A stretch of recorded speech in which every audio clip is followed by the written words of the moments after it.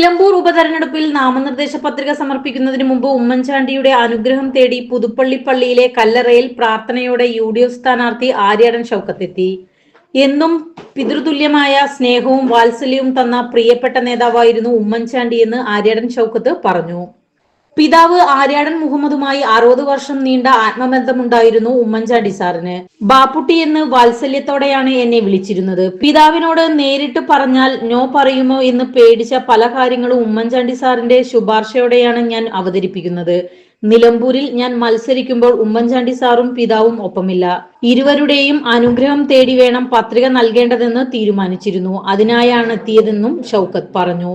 എന്നും സ്നേഹവാത്സല്യങ്ങൾ തന്ന AK ആന്റണി സാറെ വീട്ടിലെത്തി കണ്ട് അനുഗ്രഹം തേടും. നാളെ രാവിലെ 6-ന് തൃശൂർ മുരളി മന്ദിരത്തിൽ ലീഡർ K കരുണാകരൻ സ്മൃതി മണ്ഡപത്തിൽ പ്രാർത്ഥനയും നടത്തിയായിരിക്കും നാമനിർദ്ദേശ പത്രിക സമർപ്പിക്കുക. ഉമ്മൻചാണ്ടിയുടെ മകൻ ചാണ്ടി ഉമ്മൻ MLA, ഫ്രാൻസിസ് ജോർജ് MP, മുൻ മന്ത്രി KC Joseph, Kottayam DCC president Nattakam Suresh, മുൻ DCC പ്രസിഡന്റ് ജോഷി ഫിലിപ്പ് അടക്കമുള്ള UDF നേതാക്കളും ഒപ്പമുണ്ടായിരുന്നു.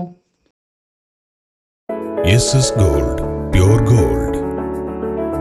SS Group, Nilambur.